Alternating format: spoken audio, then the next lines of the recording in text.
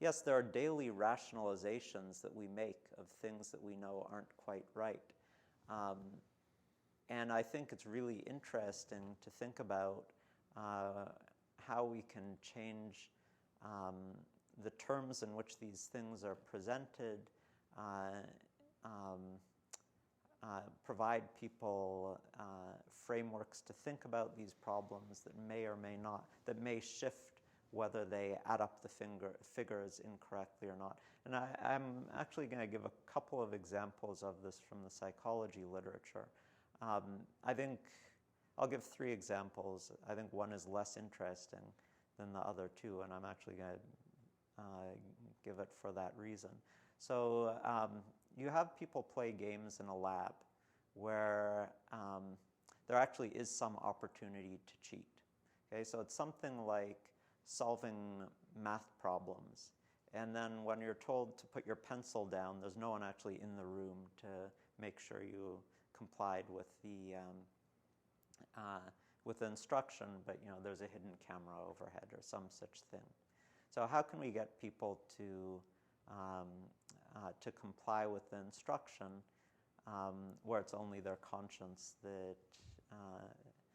that can enforce the rules? So here are a couple of things that I think one much more interesting than the other. If the task is recalling the 10 Commandments, people cheat a lot less. I just do not think this is interesting.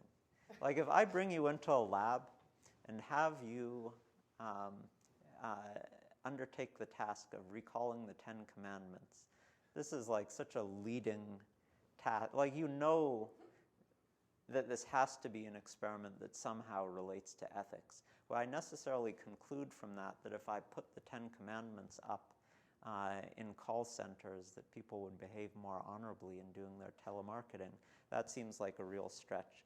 A more interesting one, and I'm sure one that is more surprising to you, if you tell people that they will be paid in tokens, and they receive a set of tokens that they then take to a banker of some sort, which is translated into dollars, they cheat far less than if someone just comes around and pays them in dollars. This is so weird. Now, the reason why they set this experiment up was as kind of a metaphor for the pen stealing problem. Like, if there were dollar bills littering the desks at your office, you wouldn't think of walking past and stuffing your pockets with dollar bills. Yeah, people certainly think nothing of walking home with pockets stuffed with pens and stationery. So something about removing the act from the actual dollars involved behind them does seem an interesting, like from an economist's perspective, these are clearly identical things. You have tokens where the exchange rate is 1 token equals $1. Why should people cheat less or more?